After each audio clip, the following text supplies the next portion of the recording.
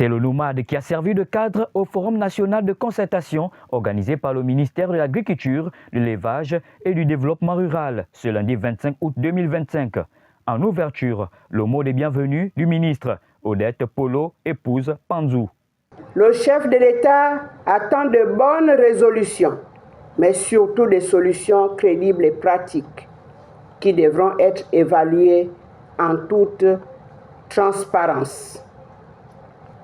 Je suis convaincu qu'au terme de vos travaux, jaillira une dynamique nouvelle, porteuse d'espérance et de renouveau pour la filière avicole gabonaise. En réitérant mes vœux de bienvenue à toutes et à tous, je souhaite plein succès au Forum national de concertation sur la redynamisation de la filière agricole. Je vous remercie. Et le vice-président du gouvernement d'ouvrir les travaux, son Excellence Alexandre Barrault-Chambrier. Chers participants, nous attendons de vos travaux qu'ils contribuent à mettre en place des mécanismes conduisant à l'effectivité de cette mesure stratégique annoncée par le chef de l'État, chef du gouvernement, sans incidence de pénurie sur le marché local. Il ne s'agit pas d'avoir un forum de plus, un atelier supplémentaire, mais il faut véritablement que les recommandations qui seront issues de vos travaux permettent effectivement d'apporter, comme l'a dit Madame le ministre, des solutions.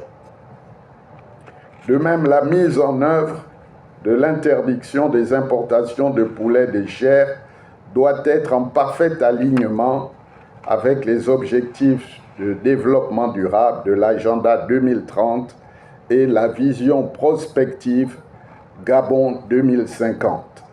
Je vous souhaite pleine réussite pendant ces 2 jours de réflexion et déclare ouverts les travaux du Forum national de concertation sur la mise en œuvre de l'interdiction des importations de poulets de chair et le renforcement de la filière avicole gabonaise. Je vous remercie de votre aimable attention. En prélude aux travaux en atelier, quelques communications de mise en conditionnement données par les acteurs du secteur. Notre contribution, la première chose, c'est déjà de faire intégrer les jeunes. Faire en sorte que les jeunes se lancent dans cette activité de production de poulet de chair parce qu'il y a de l'avenir, il y a de l'emploi, non seulement des opportunités de l'emploi, mais il y a également la possibilité de nourrir les populations avec des produits frais. Il est d'abord important que ça passe par la formation. Parce qu'on ne peut pas faire ce métier ou s'intéresser à ce secteur d'activité si on n'est pas formé. Parce qu'il faut comprendre que l'élevage est un secteur très sensible. Lorsque les règles et les mécanismes ne sont pas respectés, on peut perdre tout son cheptel.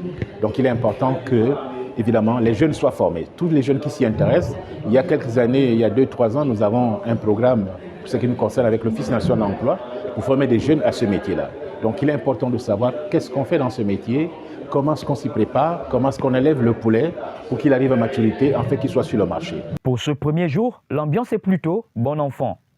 Ce sont donc des travaux qui se tiendront sur 2 jours durant et devront aboutir à des résolutions concrètes telles que le veut le président de la République, chef de l'État, chef du gouvernement, pour un véritable décollage de notre agriculture et surtout que d'ici 2025, les importations des poulets de chair soient de moins en moins ressenties dans notre économie.